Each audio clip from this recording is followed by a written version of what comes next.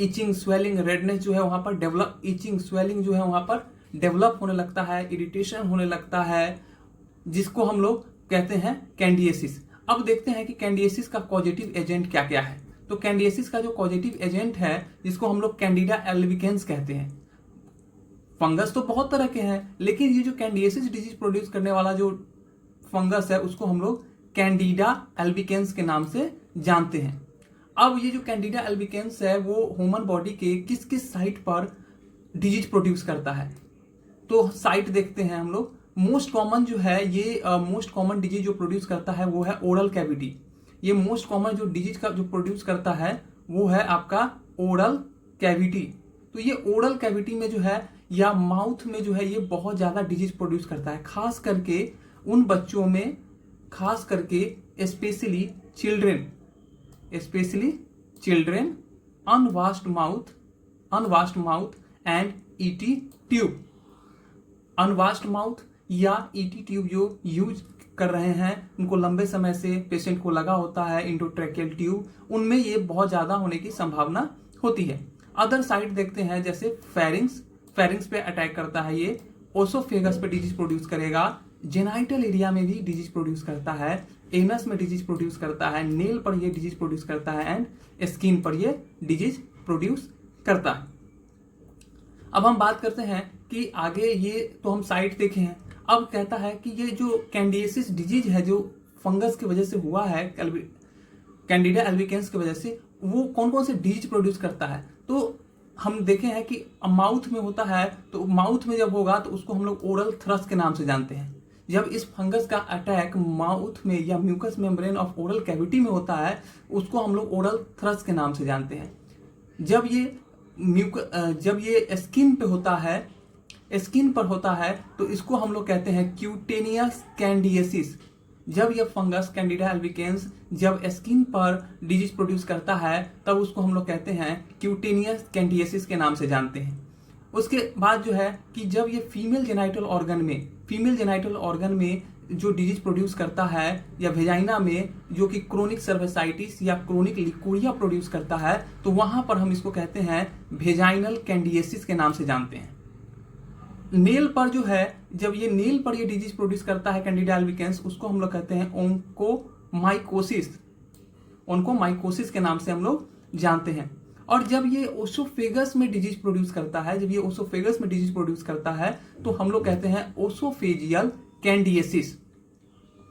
और एनस में जब ये डिजीज प्रोड्यूस करता है, एनस में जब फंगस का अटैक होता है, उसके वजह से वहां जो इरिटेशन, इचिंग, स्वेलिंग होता है, तो उसको हम लोग कहते हैं एनोरेक्टल कैंडिएसिस के नाम से हम लोग जानते हैं। तो ये था कैंडिएसिस, जो कि अलग अलग साइट पर कौन कौन से डिजीज प्रोड्यूस कर रहे थे। अब ये जो फंगस है किन लोगों में ज्यादा अटैक करता है, तो हम पहले भी आपको बोले हैं कि बच्चों के केसेस में या ईटी ट्यूब यूजर में, ईटी ट्यूब जिनको लंबे समय से लगा होता है, उनमें फंगस का अटैक होता है, या जिनकी म्यूकस में। कुछ और फैक्टर हैं जैसे डायबिटिक मेलाइटस, कुछ और फैक्टर हैं जैसे आप देखेंगे डायबिटिक मेलाइटस।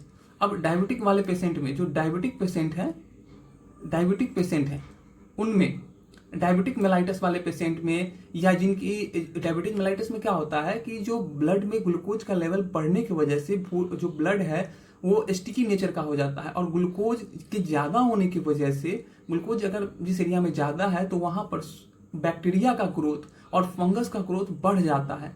और जब बैक्टीरिया का होगा, सेल वीक होगा, तो फंगस जो है अटैक करता है। और फंगस कभी हेल्दी सेल्स पे अटैक नहीं करता है, फंगस हमेशा जो है कि वीक सेल पर या डेड टिश्यू पे डिजीज प्रोड्यूस करता है। दूसरा जो है वो है वीक इम्यूनिटी अगर वीक है तो वहां पर ये डिजीज प्रोड्यूस करेगा। तीसरा है इम्यूनोसप्रेसिव ड्रग्स। अब वैसे पेशेंट जो लॉन्ग टाइम से, जिनको बहुत तरह के ऑटो इम्यून डिजीज है, रूमेटॉइड अर्थराइटिस है, या रूमेटिक अर्थराइटिस है, या SLE है, या फिर ऐसे डिजीज वाले पेशेंट को जो है कि इम्यूनोसप्रेसिव ड्रग्स, या फिर जो ऑर्गन ट्रांसप्लांट हुआ है, ऑर्गन ट्रांसप्लांट रिजेक्शन ना हो जाए, वैसे पेशेंट में जब ये चीजें चलाई जाती है इम्यूनोसप्रेसिव ड्रग्स, तो उनमें ये जो डिजीज होने के चांसेस बढ़ जाते हैं। या फिर जो वैसे पेशेंट हैं जो कॉर्टिसोल ड्रग्स बहुत लंबे समय से ले रहे हैं, तो उनके अंदर भी जो है ये डिजीज होने की संभावना बढ़ जाती है। या फिर पेशेंट जो है डैम्प एरिया में रहता है, पेशेंट जो है डैम्प एरिया में रहता है वहां पर भी ये डिजीज प्रोड्यूस होने के चांसेस बढ़ जाते हैं। उसके बाद है कि वेट वेदर में या वेट क्लॉथ यूज करने से, जब आप सर्दी वाले जगह या नमी वाले एरिया में जब आप रहते हैं तो वहां पर ये जो है ये डिजीज है जो कोई होने के चांसेस रह जाते हैं। या फिर आप भींगा हुआ कपड़ा जो है कि लॉन्ग टाइम तक पहनते हैं तो उसके वजह से भी फंगस का ग्रोथ वहां पर होने के चांसेस बढ़ जाते हैं। एक्सेस परस्पायरेशन, अब ज्यादा पसीना होने की वजह से पैथोजेनिसिटी मॉइस्चरी एरिया बनेगा और मॉइस्चर क्या है कैंडिडा एल्बिकेंस का बहुत ज्यादा हेल्पफुल रहा है। जो कैंडिडा एल्बिकेंस जो है डिजीज प्रोड्यूस करेगा वो कैसे कैसे डिजीज प्रोड्यूस करता है उसको हम लोग पैथोजेनिसिटी में या पैथोफिजियोलॉजी के नाम से जानते हैं। तो पैथोफिजियोलॉजी में जो है कि हम लोग देखेंगे सबसे पहला जो आता है कैंडिडा एल्बिकेंस जो है कि वीक सेल पे, वीक टिश्यू पे, हेल्दी सेल पे नहीं, वीक टिश्यू पे, वीक सेल म्यूकस मेम्ब्रेन पे या स्किन पे आता है और वहां पर वो क्या करता है अटैच कर लेता है म्यूकस सेल से अटैच कर लिया म्यूकस मेम्ब्रेन पे आने के बाद। उसके बाद क्या करता है कि वो फंगस वहां पर कुछ दिन तक मल्टीप्लाई करेगा, क्योंकि फंगस है अपनी संख्या को बढ़ाएगा। जैसे पहले 1 2 3 4 था तो अब वो अपनी संख्या को धीरे धीरे उस एरिया में बढ़ा लिया। अब जब वो अपना संख्या को बढ़ा लिया तब वो क्या करता है प्रोड्यूस करने लगता है एक तरह का एंजाइम जो है वो रिलीज करता है, जिस एंजाइम को हम लोग कहते हैं लाइसोजाइम एंजाइम या इसको लाइसोजाइम टॉक्सिन के नाम से हम लोग जानते हैं। अब ये लाइसोजाइम टॉक्सिन जो है फंगस निकालने लगता है। ये लाइसोजाइम करता क्या है, ये लाइसोजाइम जो है म्यूसिन प्रोटीन के साथ, ये लाइसोजाइम जो है ये लाइसोजाइम करता क्या है, ये लाइसोजाइम उस म्यूसिन प्रोटीन इसकी जो म्यूकस सेल्स हैं उस पर एक खास तरह के प्रोटीन पाए जाते हैं। उस प्रोटीन को हम लोग कहते हैं म्यूसिन प्रोटीन।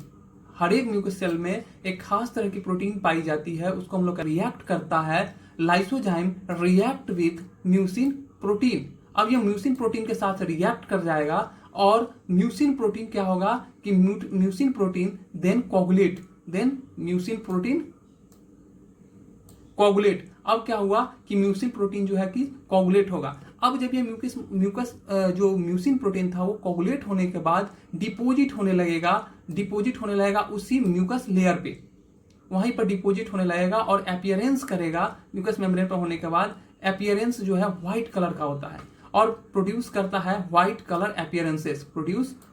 अपीयरेंसेस, जिसको हम लोग ल्यूकोप्लाकिया के नाम से जानते हैं। ल्यूको का मतलब होता है व्हाइट और प्लाकिया का मतलब होता है प्लक। तो जो व्हाइटिश प्लक हम डेफिनेशन में देखे थे, इसीलिए कैंडिडियासिस को हम लोग एक और नाम से जानते हैं, ल्यूकोप्लाकिया के भी नाम से हम लोग जानते हैं। कई जगह उसको आपको थ्रश के नाम से भी मिलेगा। दूसरा क्या करता है, ये लाइसोजाइम जो है, lysozyme also damage to muscle cell.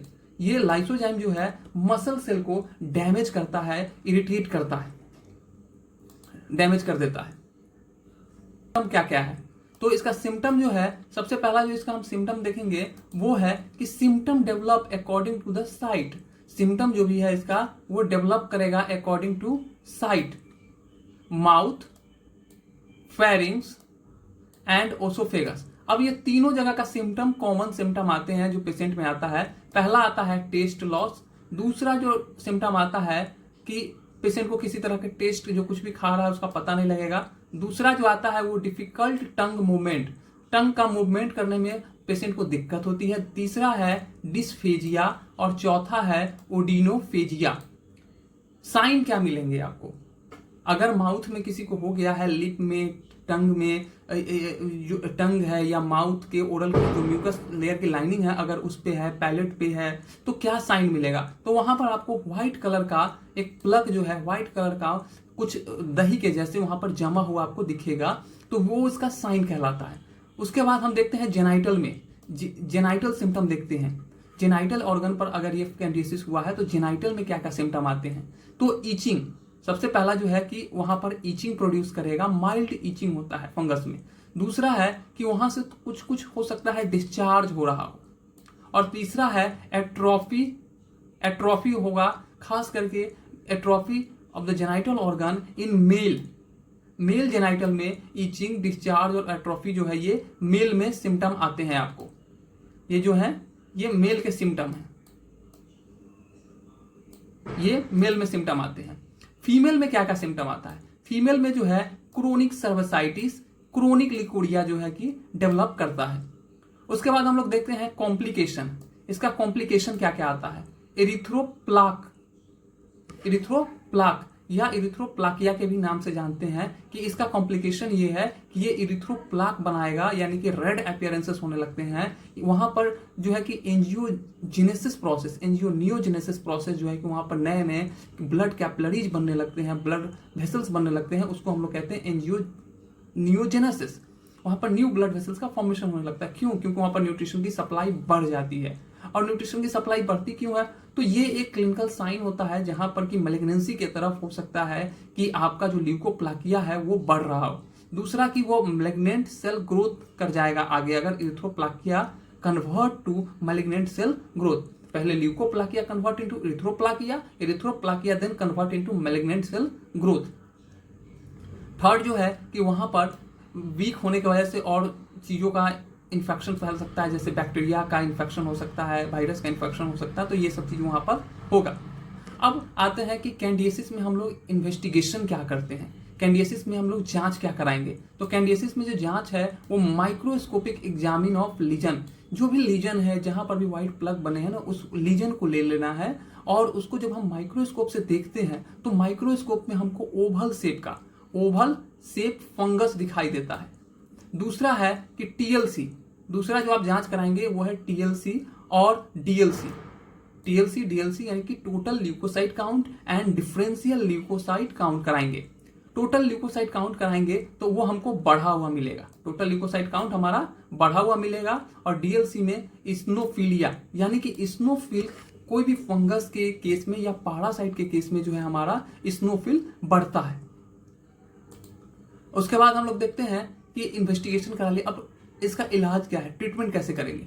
Treatment में हम लोग देखते हैं सबसे पहले जो है कि इस तरह के पेशेंट को हम लोग एंटी फंगल ड्रग्स देते हैं, एंटी फंगल ड्रग्स देते हैं। दूसरा है कि विटामिन सप्लीमेंट देते हैं, उसको हम लोग विटामिन सप्लीमेंट, खास करके जो है कि विटामिन बी कॉम्प्लेक्स या A to Z विटामिन करके नाम जो आती है, A to Z विटामिन की जो है जो आती है मार्केट में, वो हम लोग देते हैं। उसके बाद जो है कि उसको हम लोग क्लोमाजोल माउथ वाश आती है, क्लोमाजोल नाम से एक माउथ वाश आती है, उस माउथ वाश से जो है कि आप माउथ को वॉश कर सकते हैं, जिससे कि ये आसानी से ठीक हो जाता है 4-5 दिन में। ओरल थ्रस्ट के केस में आप क्लोमाजोल माउथ वाश का यूज कर सकते हैं। और एनी डिफिशियंसी, किसी भी तरह की डिफिशियंसी हम लोग फाइंड आउट करने की कोशिश करते हैं कि किस कारण से ये जो फंगस का अटैक हुआ है, किसी तरह की विटामिन की कमी थी, मिनरल की कमी थी या एनीमिया था पेशेंट को, तो वो सब चीज हम लोग पता करके और उस तरह से हम लोग जो है कि डिफिशियंसी को भी दूर करने के लिए काम करते हैं। उस तरह से हम लोग आगे फर्दर ट्रीटमेंट करते हैं। अब इसमें ट्रीटमेंट में और उसके साथ हम लोग देखेंगे कि मैनेजमेंट क्या करेंगे, पेशेंट को हम लोग मैनेजमेंट क्या करेंगे। तो मैनेजमेंट में कहता है avoid the purposeless immunosuppressive drugs. तो जो भी पर्पसलेस, क्योंकि ऑटो इम्यून वाले पेशेंट हो सकते हैं या फिर ऑर्गन ट्रांसप्लांट वाले भी पेशेंट हो सकते हैं जिनमें कि इम्यूनोसप्रेसिव ड्रग्स चलाई जा रही थी, तो हम लोग क्या करेंगे कि इम्यूनोसप्रेसिव ड्रग्स को जितना कम से कम हो यूज करें, जितना से पेशेंट को सर्वाइव कराया जा सके।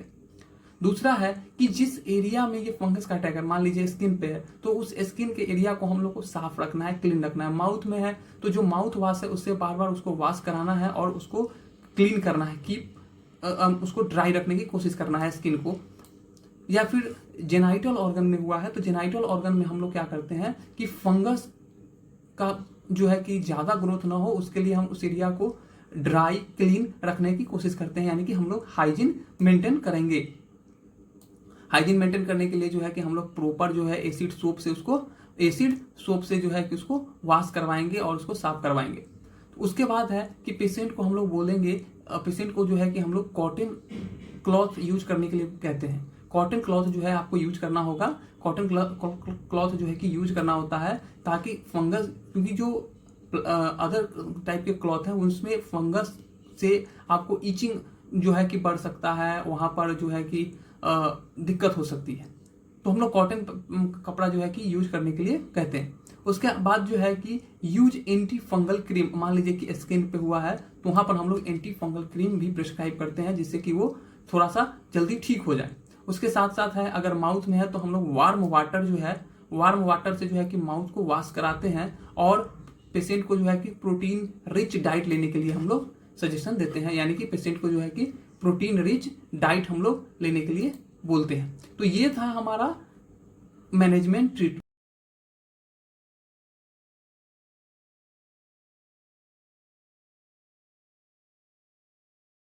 कैसे कैसे डिजीज जो है कि दिखते हैं, ये अगर स्किन पे है तो कैसा दिखेगा, म्यूकस मेम्ब्रेन पे है तो ये कैसा दिखेगा, या फिर जेनाइटल ऑर्गन का है तो ये जो है इमेज सैंपल, ये क्यूटेनियस कैंडियसिस है, ये ऑन्क्योमाइकोसिस नेल कैंडियसिस भी कहते हैं, ये वेजाइनल कैंडियसिस का इमेज है, ओरल कैंडियसिस या ओरल थ्रस के नाम से भी इसको हम जानते हैं।